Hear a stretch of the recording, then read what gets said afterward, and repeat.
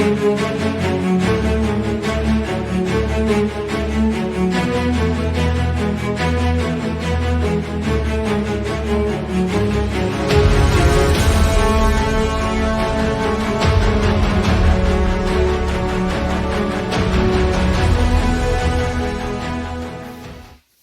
something a little bit different for my channel.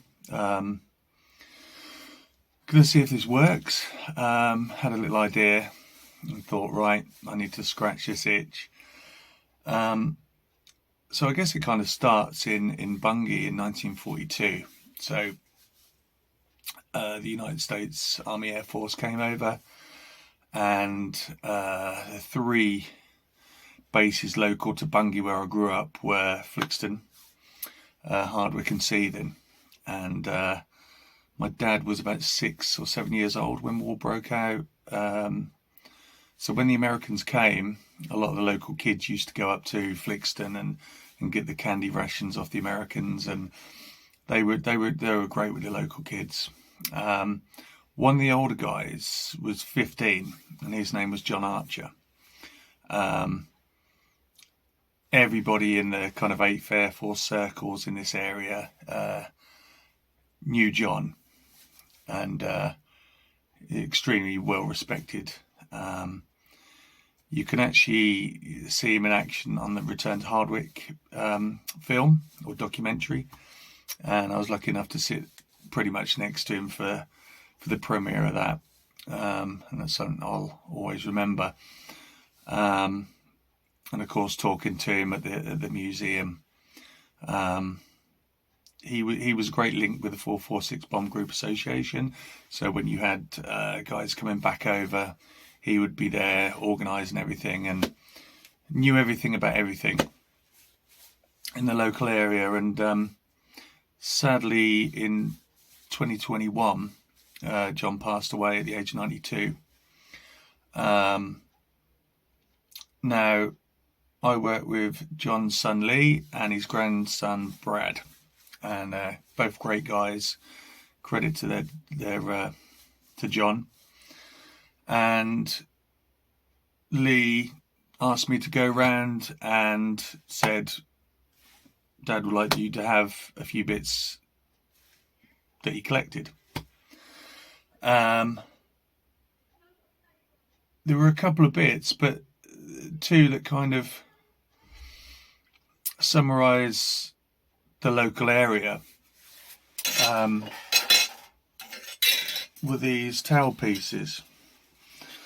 And as you can see, they're yellow. I've got another bit up here with the black marking on it. Now, the yellow signified Seething, Bungay and Hardwick. The Bungay one would have had the horizontal black painted stripe. And so I took these bits, and you kind of think, well, you know, I'm quite sentimental, and you start thinking, well, what plane was it from? Who were the guys that were flying it? What happened to it? You know, was this just sort of battle damage and it was taken off the plane and replaced, or was this a little bit more, you know, final? And I happened across an audio clip from John in the 90s on the 2nd Air Division archive, and he was talking about a B-24 from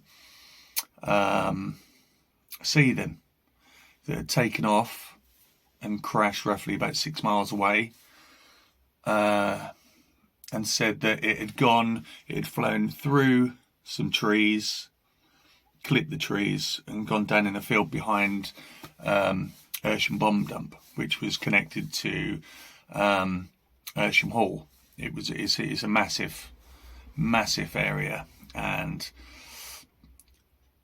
a lot of the bombs used to come by rail down the line, and then they'd be unloaded and then taken to the 3 bases in the immediate area. And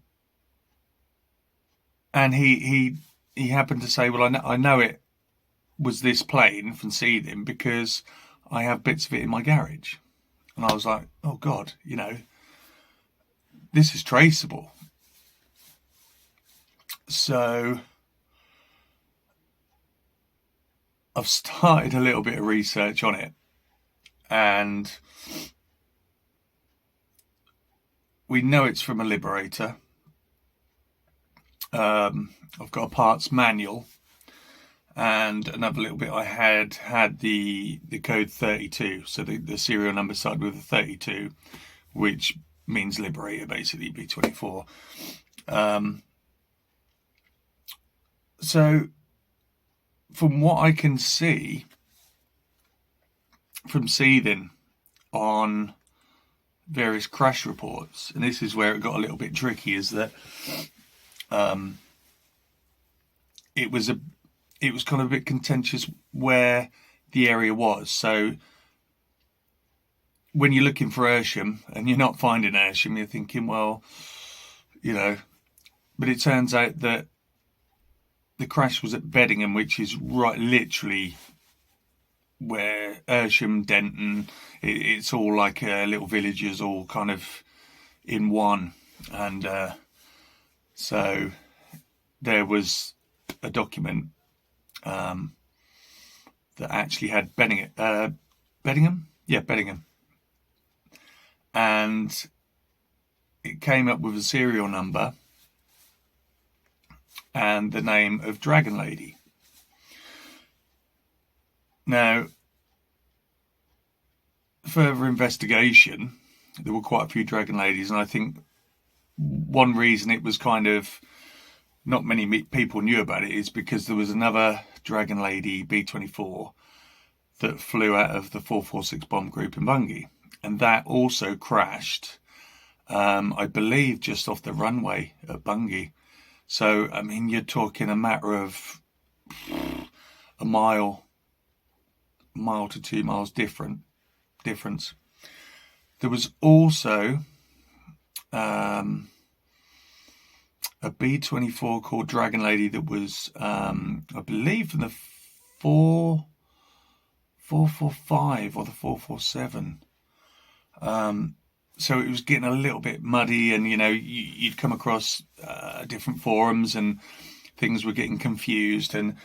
But this is what it looks like to me, is that it was actually Dragon Lady from the 448 bomb group at Seething.